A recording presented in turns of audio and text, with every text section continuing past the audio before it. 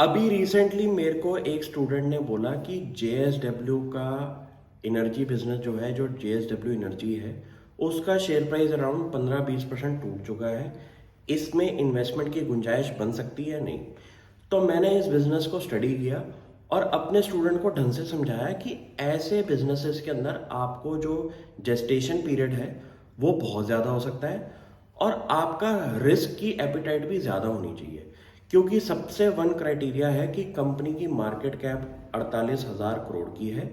और कंपनी का इस क्वार्टर का जो इंटरेस्ट एक्सपेंस है वो अराउंड 486 करोड़ रुपीस का है,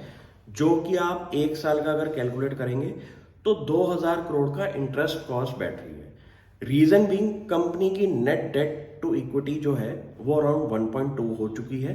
0.5 के कंपैरिजन पे, लास्ट ईयर के कंपैरिजन पे। इसका मेन रीजन है कि कंपनी ने एक बहुत बड़ा एक्विजिशन किया है, जिसकी वजह से कंपनी के जो मेगावाट्स हैं वो तो बहुत ज़्यादा बढ़ चुके हैं, लेकिन उस केस में कंपनी का इंटरेस्ट बर्डन भी बढ़ता हुआ दिखाई दिया है और कंपनी के इंटरेस्ट बर्डन के साथ आपकी डेट पोजीशन भी बहुत ज़्यादा हो चुकी है। कंपनी की इस time net date around 22,000 crore की है, मार्केट कैप अराउंड 48,000 करोड़ की है और कंपनी का जो इस क्वार्टर का प्रॉफिट आफ्टर टैक्स है उसके अंदर भी डिक्लाइन दिखाई दिया है। मेरा फोकस एरिया ये रहता है कि कुछ ऐसी कंपनीज ढूंढें जहां पे सबसे बड़ी बात क्या है, आपका net debt to equity around 0.5 से लेके 1 के लेस देन हो। क्योंकि ये एक ऐसा क्राइटेरिया मैंने बनाया हुआ है कि मुझे डेट रिडन वाली कंपनीज में इन्वेस्टमेंट नहीं अच्छी दिखाई देती। आपका कंफर्ट एरिया कोई भी हो सकता है, लेकिन आपको मार्केट के अंदर ऐसी ऐसी कंपनीज भी दिखाई देंगी जो कि कोई भी क्राइटेरिया पे आपको पसंद आ जाए। लेकिन मेरा कुछ फिक्स क्राइटेरिया है कि मैं नेट डेट टू इक्विटी अगर 1 से ऊपर हो तो उसके अंदर थोड़ा सा कॉशन रखता हूं और प्लस अगर डेट का लेवल इतना ज़्यादा हो तो मुझे उसके अंदर कंफर्ट नहीं दिखाई देता। क्योंकि ऐसे बिजनेसेस के अंदर एक तो आपको शेयर होल्डर का री एंट्री बहुत ज़रूरी होती है फंड रेजिंग के तौर पे, और जब फंड रेजिंग होगी तो आपके शेयर होल्डर्स भी बढ़ जाएंगे और कंपनी का इक्विटी बेस भी बढ़ जाएगा।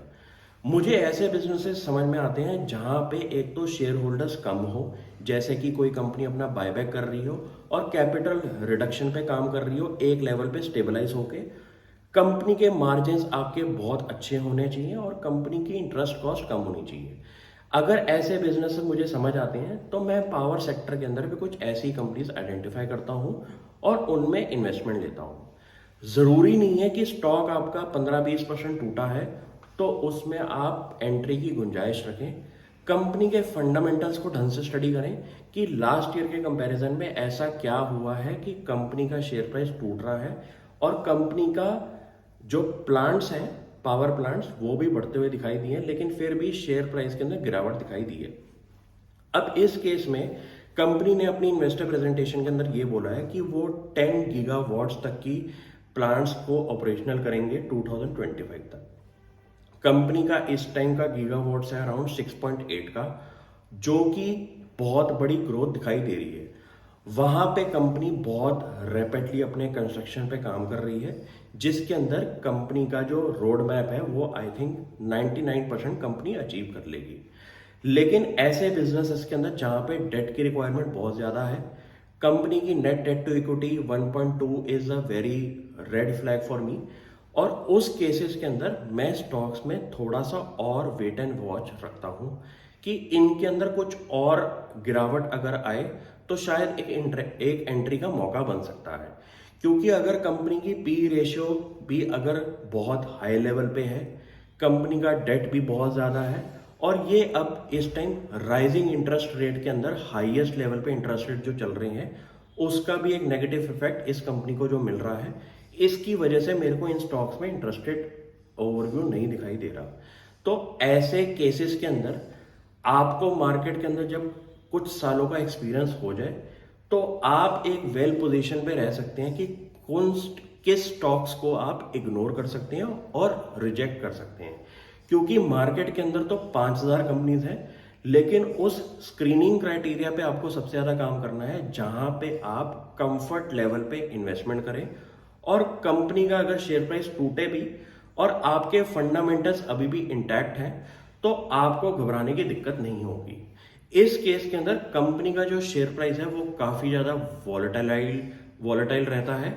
और ऐसे केस में मेरे को कंफर्ट एरिया नहीं दिखाई दे रहा है जहां पे नेट डेट टू इक्विटी 1.2 हो।